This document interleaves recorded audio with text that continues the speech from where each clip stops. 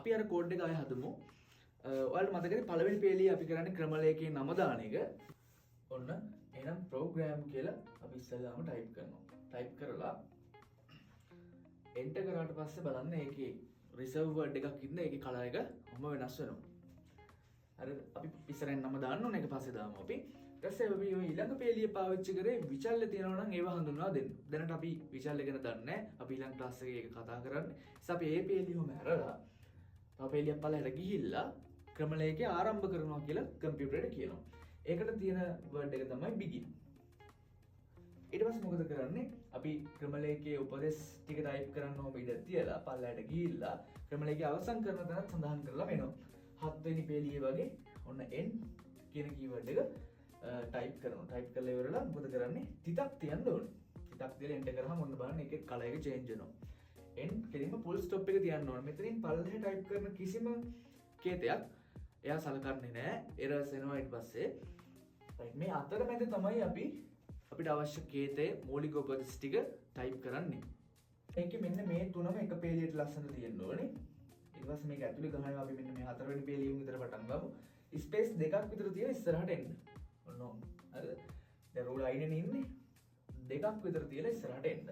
ඇවිල්ලා ඒක වෙනම ටයිප් කරයන් අපි මේ ටික. ඒතකොට අර මේ ප්‍රධාන ස්ට්‍රක්චර් එකෙන් අර ටික වෙනස් වෙනවා.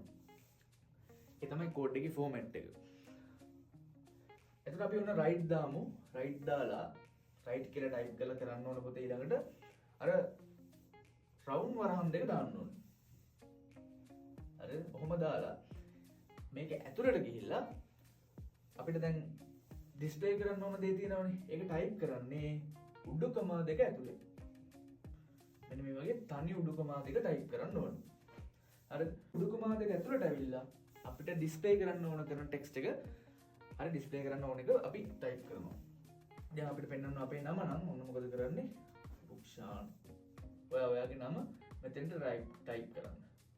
ඔය දැන් පෙන්වන්න මෙන්න මේක තමයි මේක වලට නිදහස තියෙනවාට ඕන විදිහට මේ කොළපාට වෙලා තියෙන කොටස තියෙනවනේ අපි පෙන්වන කොටස. කාට ඕන විදිහට ටයිප් කරන්න පුළුවන් හිස්තැන් තියලා ඔයාලට කැමති විදිහට ටයිප් කර හැකි. ඒ ටයිප් කරන විදිහට පෙන්වනවා. ඊට පස්සේ මේකෙන් එළියට එන්න. වරහණෙන් එළියට ඇවිල්ලා දැන් ප්‍රකාශනයක් අවසానයි කියලා අපි කියන්නේ කොහොමද? ප්‍රකාශනයක් අවසానයි කියලා කියන්නේ තිතයි ගමාව පාවිච්චි කරලා. සෙමිකෝලන් එක පාවිච්චි කරලා. රයිට්. අපි මෙතන ප්‍රෝග්‍රෑම් එකට නම දාමු. ප්‍රෝග්‍රෑම් එකට නම දාද්දි මෙතන ප්‍රෝග්‍රෑම් කියන කීවර්ඩ් එක හිස්තැනක් තියලා අන්න හඳුන්වන්නේ සඳහන් කරන්න ඕනේ. එතකොට අර නීති රීති වලට එකඟව අපි ඒක දාන්න ඕනේ. I love ICT කියලා මම දානවා ප්‍රෝග්‍රෑම් එකේ නම. ඔන්න හිස්තැන් නැහැ. අකුරකින්ම පටන් ගත්තා. හරිද? අපිට හිස්තැන් අවශ්‍ය නම් මෙන්න මේ වගේ අන්ඩර්ස්කෝර් එක මේ වතරට තියන්න පුළුවන්. වරදක් නැහැ. ඊට මේ ප්‍රකාශනයත් ඉවරයි කියන්න සෙමිකෝලන් එක දාන්න ඕන. එතකොට මේ පළවෙනි පේලිය කෙලවරේ සෙමිකෝලන් එක එන්න ඕනේ. මේ begin ගාව අපි සෙමිකෝලන් එක දාන්නේ නැහැ. මේ පේලිය අවසානයේ දාන්නේ නැහැ. හේතුව begin කියන්නේ ආරම්භ කරනවා කියන එකනේ. ආරම්භ කරපු ගමන්ම අවසానයි කියන්න බෑනේ. දැන් එතනට දාන්නේ නැහැ. ඊට පස්සේ මේ ඇතුලේ තියෙන ප්‍රකාශන අවසන් වෙද්දී අපි සෙමිකෝලන් එක දානවා. හරිද? end එක ගාවට කෙලින්ම තිත තියෙනවා.